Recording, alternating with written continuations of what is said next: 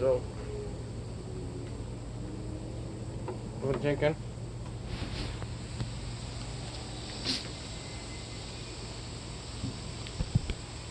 Got some ideas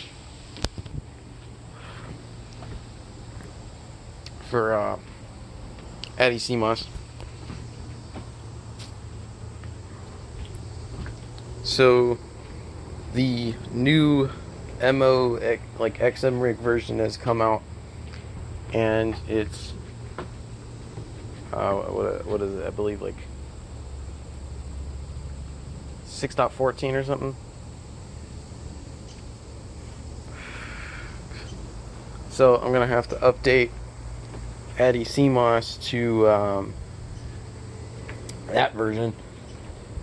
I also might have a new base for AddyCMOS that I'd like to use, or I'd like to at least try, and that is AddyCMOS, and I'd like to change the init system over to run it, because it's really fast and lightweight. And if I use AddyCMOS as the base, I could get Gitlab support, run CUDA, and that way people can also GPU mine on AddyCMOS if they wanted to. I might make a script for that for NVIDIA GPUs, because I don't have any AMD GPUs to test. I'm unable to test anything AMD. All I've got is Intel and NVIDIA. And I wish I could afford a new graphics card, because I'd like to be able to do more development for AddyCMOS. The more hardware I have to play with, the more support I can do, or the more guaranteed support I can do. I don't have any Zen processors, so I can't say, oh, something entirely works with Zen, because I need help with that. And I have fixed some issues for Zen because one of my buddies helped me find them. They were issues with SimpMon. But I can't test any AMD stuff. Well, that's a lie. I have one Athlon laptop, but that's not really anything new AMD or nothing. I can't test the graphics on that because there's nothing compatible with it. So, yeah. I know a lot of people do Monero mining and Ethereum mining on the same rigs to get that profit gain. So I'd like AddyCMOS to be able to do that. So I might switch over to Artix as a base and get a still good minimal system that's fast. I'd have to rewrite some of the init scripts. I like to polish up the system even more too, to make it a lot neater, a lot cleaner. And I would do that if I switched over to a new base.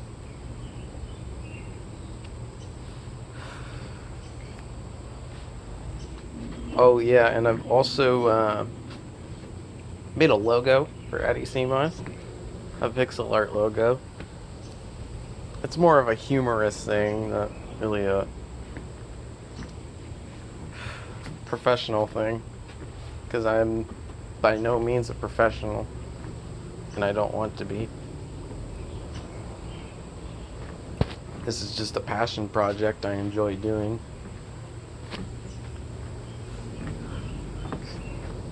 I actually have the new logo on screen too.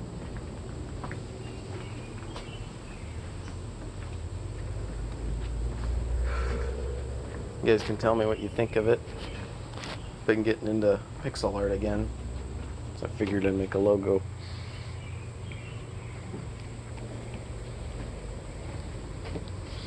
Yeah, so I've been hearing a lot about ergo mining. People are doing it on Monero Ocean now, and I wish I could test it out so I can get some stuff set up for doing that on AddyCMOS if I switch over to a new base.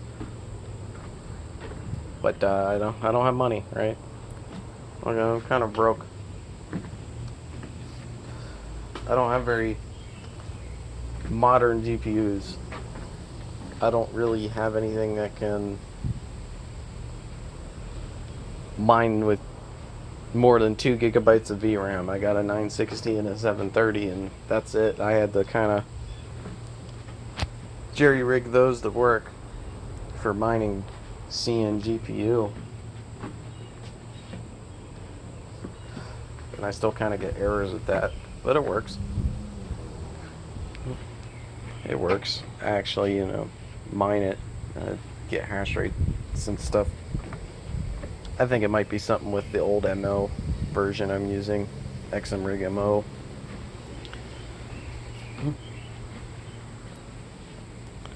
I've also been getting a lot of questions about Tor, because I've been talking about it in the Discord server, the Monero Ocean Discord server. And I'm glad to see people thinking about it, because Tor is something that is, there's not a whole lot known about it. A lot of people think it's scary, because deep web, right? But hidden services are great for kind of masking yourself. There's someone that I was talking to that wants to start mining over Tor. And there's another guy who I was talking to that wants to make a WoW Narrow pool. So I wish him good luck on that, and if he needs any help, I told him just to ask me. And I did give him some information on how to set up a hidden service. You just got to read the Tor documentation. It's all on the website. So yeah. I might add Tor support to AddyCMOS eventually. I was thinking about it. Now that some people are interested in mining over Tor. Keep in mind, if you are going to use Tor, make sure, to connect over Tor, use a bridge. Please use a bridge proxy. Because your ISP can see that you are using Tor traffic. They can see that you're using Tor, and if you use a bridge, all they know is that you connected to some bridge, and that's it. You connected. It's kind of like a VPN, but not really. VPN, with your ISP, all they can see is that you connected to one address, and then there's an entire proxy set up in the VPN service, and then you go through that to connect to wherever you want to go. Tor is similar, except it has nodes that you jump around through constantly. And the bridge to connect to Tor is similar, to where you just enter through one address, and then all the ISP knows is that you're going through that one address, and then you're completely inside that system, that proxy system. So I was thinking about adding a Tor support for the people that want to mine over Tor. It is slow.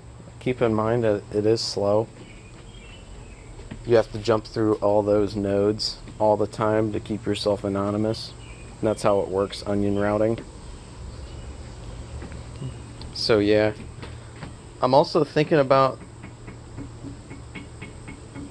letting people contribute if they want to.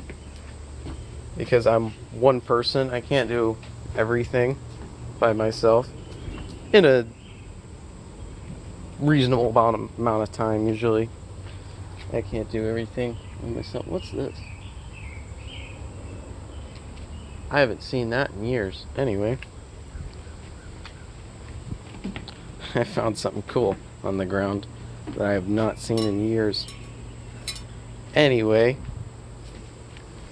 what was I saying? Oh yeah, I'm looking for contributors. So if anyone's interested, if you're in the Monero Ocean Discord, just contact me in my direct messages. Or on the server itself, you can contact me in general or hardware or bare shit. Those are where I am. Those are the channels where I am usually. If AddyCMOS gets big enough, I might make a Discord server for it, because someone has recommended that I could make a Discord server and that they would actually like to see one. So I might make a Discord server if it gets big enough, but for right now, I'm just kind of the little passion project, and I talk about it on Monero Ocean, and I usually direct new miners to it if they're like really new and just want to get into Monero mining on Monero Ocean. I usually direct them to it because it's so easy for them to get set up on a dedicated computer.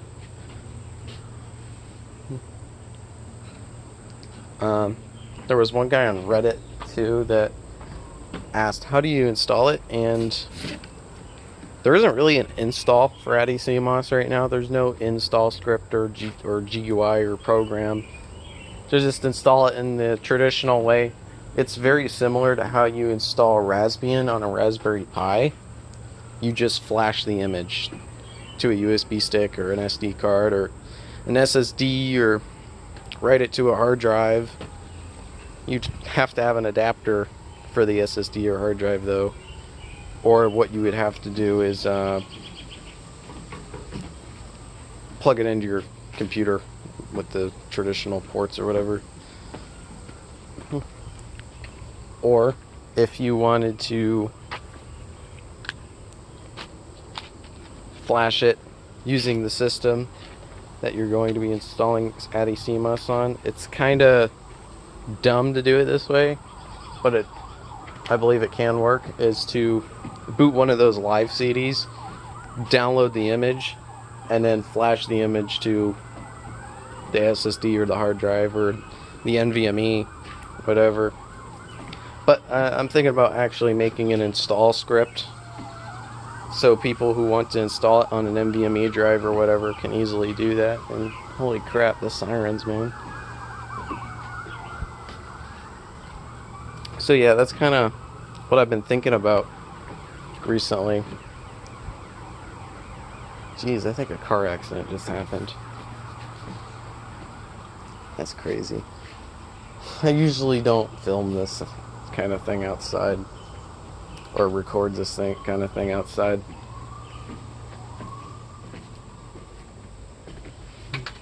But yeah, that's what I've been thinking about for AddyCMOS. I was thinking about doing a new base, Artix Linux, using Runit instead of OpenRC, and having glibc support so CUDA can be used for dual mining CPU and GPU if people so chose to. I want to make sure that AddyCMOS is as minimal as possible and as easy to use as possible for people. You can get more minimal than AddyCMOS. It just takes a lot of work. And what you could do is you could actually get Gentoo and compile it completely optimized for whatever hardware you have, which will take hours depending upon what kind of hardware you have. Just to compile it completely optimized for the hardware you have, and then make a very minimal system, and then just have the miner boot as an init script. You could make it more, you could make something more minimal than AddyCMOS. It's just kind of a pain if you were to do it that way. But I'd like to keep AddyCMOS as minimal and easy to use as possible, and as scalable as possible, to where you can just throw it on as many machines as you want. You can access all those machines and monitor them all. SimpMon is the tool that you would use for monitoring, and you could access it over SSH. SSH is open automatically. You can always connect to a machine with SSH. And on every install, you have uniquely generated SSH keys just to keep things secure. I always recommend changing your login information though. Changing your password, especially if you're going to have it open to the internet, port forwarded. Make sure to use SSH keys if you're going to have it open, and to change the password and all that. So yeah, that concludes this devlog.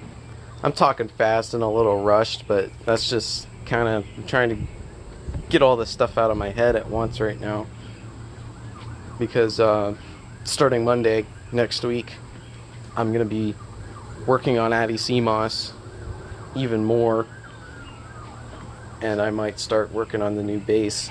I just got to plan it all out over the weekend. So yeah.